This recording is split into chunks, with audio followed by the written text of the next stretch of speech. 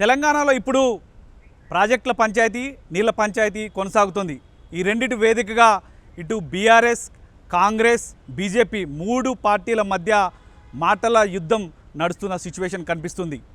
GRMB Godavari river management బోర్డులో తెలంగాణకు సంబంధించిన 7 ప్రాజెక్టులకు సంబంధించి అజెండాలు పెట్టడంతో బీఆర్ఎస్ బగ్గుమంది. కాళేశ్వరం, సీతారామ లిఫ్ట్ ఇరిగేషన్, చౌటుపల్లి హనుమంతరావు, చిన్న కాళేశ్వరంతో పాటు మొత్తం 7 ప్రాజెక్టులకు సంబంధించి వెంటనే అజెండా నుంచి తొలగించాలంటూ కూడా బీఆర్ఎస్ పూర్తిగా ఆందోళన బాట పట్టిన పరిస్థితి నెలకొంది. బీఆర్ఎస్ 10 ఏళ్ల కాలంలో ఎప్పుడు కూడా ఈ జీఆర్ఎంబీ మీటింగ్ ఎజెండాలో ఎప్పుడు కూడా 7 ప్రాజెక్టులకు సంబంధించి ఎప్పుడు పెట్టలేదు. ఎందుకంటే గతంలోనే 7 ప్రాజెక్టులకి కేంద్ర ప్రభుత్వ అనుమతులతో కూడా అన్ని ప్రాజెక్టులు కూడా అనుమతులు వచ్చేసాయి.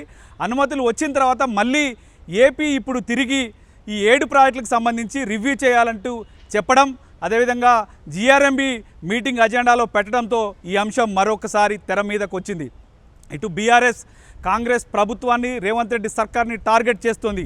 ఎజెండాలోకి వచ్చేదాకా ఏం చేస్తున్నారంటూ ఇటు బీఆర్ఎస్కి సంబంధించిన వర్కింగ్ ప్రెసిడెంట్ కేటీఆర్, మాజీ మంత్రి హరీష్ రావుతో పాటు మొత్తం కూడా ఆ పార్టీ నేతలందరూ కూడా ముక్త కంఠంతో ఇటు కాంగ్రెస్ని టార్గెట్ చేస్తున్న సిచ్యువేషన్ కనిపిస్తుంది. ఇటు కాంగ్రెస్తో పాటు ఇటు బీఆర్ఎస్ పార్టీ బీజేపీని కూడా టార్గెట్ చేస్తుంది. ఎందుకంటే కేంద్ర ప్రభుత్వం ఇచ్చిన అనుమతులు ఉన్నప్పటికీ జీఆర్ఎంబీ అజెండాలో 7 ప్రాజెక్టులకు సంబంధించి మళ్ళొకసారి రివ్యూ చేయడం ఏంటంటూ కూడా ఇటు బీజేపీ ఎంపీలు, ఎందుకంటే 8 మంది ఎంపీలు కేంద్రంలో ఉన్నారు, తెలంగాణ రాష్ట్రం నుంచి 2 కేంద్ర మంత్రులుగా ఉన్నారు, మీరు ఎందుకు అడ్డుకోవట్లేదు అంటూ కూడా ఇటు పూర్తిగా బీఆర్ఎస్ ఇటు బీజేపీని టార్గెట్ చేసింది.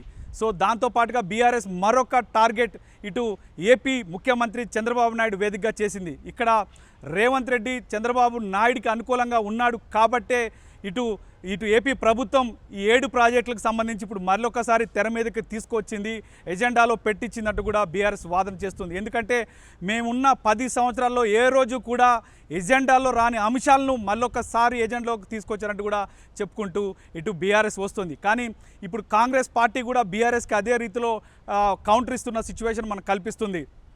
తెలంగాణ నీటిపారుదల శాఖ ఈఎన్సీ రమేష్ బాబు ఈ ఎజెండాకు సంబంధించి, జీఆర్ఎంబీ ఎజెండాకు సంబంధించి తీవ్ర అభ్యంతరాలు వ్యక్తం చేస్తూ ఇటు జీఆర్ఎంబీకి లేఖ రాసిన సిచ్యువేషన్ అయితే కనిపిస్తుంది. ఎజెండా నుంచి అంశాలను తొలగించాలంటూ కూడా ఆయన చెప్పిన సిచ్యువేషన్ అయితే మనకు కనిపిస్తుంది. మొత్తానికి పూర్తి స్థాయిలో కొద్ది రోజుల క్రితం అంటే నిన్నగాక 2 డేస్ బ్యాక్ ఇటు కాంగ్రెస్ పార్టీ మంత్రి పూర్తిగా ఇటు పొన్నం ప్రభాకర్తో పాటు దుద్దిల్ల శ్రీధరబాబు అందరూ కూడా మాట్లాడుతూ జీఆర్ఎంబీ మీటింగ్కి వెళ్తాము, ఈ ప్రాజెక్టులకు సంబంధించి ఎందుకు ఎజెండాలో పెట్టారంటూ కూడా క్వశ్చన్ చేస్తామంటూ కూడా ఇటు కాంగ్రెస్ పార్టీ చెప్తుంది. కానీ బీఆర్ఎస్ ఏం చెప్తుందంటే మొదటి నుంచి కూడా అసలు మీటింగ్కి వెళ్ళటానికి వీల్లేదు, ఎజెండాల నుంచి ఈ 7 ప్రాజెక్టులు తీసేసిన తర్వాత మీటింగ్కి వెళ్ళాలంటూ కూడా ఇటు బీఆర్ఎస్ పార్టీ కాంగ్రెస్ పార్టీకి పూర్తిగా టార్గెట్ చేస్తూ విమర్శల బాణాలు సంధిస్తోంది. కానీ కాంగ్రెస్ పార్టీ ఇటు చెప్తున్న మంత్రులు మొత్తం పూర్తిస్థాయిలో దుద్దిల శ్రీధరబాబు మాత్రం ఖచ్చితంగా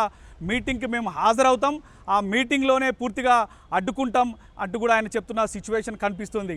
ఇప్పుడు సీన్లోకి బీజేపీకి కూడా వచ్చింది. బీజేపీకి సంబంధించిన ఎంపీలు రఘునందన్ రావు కావచ్చు, వాళ్ళందరూ ఇటు బీఆర్ఎస్కి చురకలండిస్తున్నారు.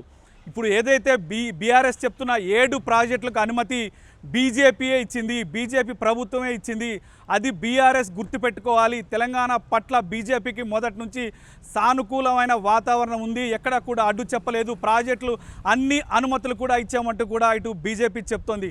కాంగ్రెస్ కూడా పూర్తి స్థాయిలో అదే వాదనలు చేస్తుంది.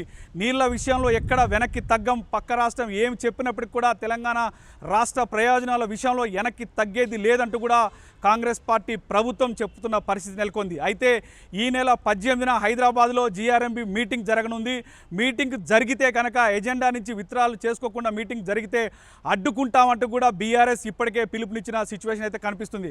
సో రానున్న రోజుల్లో ఈ ప్రాజెక్టు యుద్ధాలు, నీటి యుద్ధాలు ఎటువైపు మల్లుతాయో వేచి చూడాల్సిన అంశంగా కనిపిస్తోంది.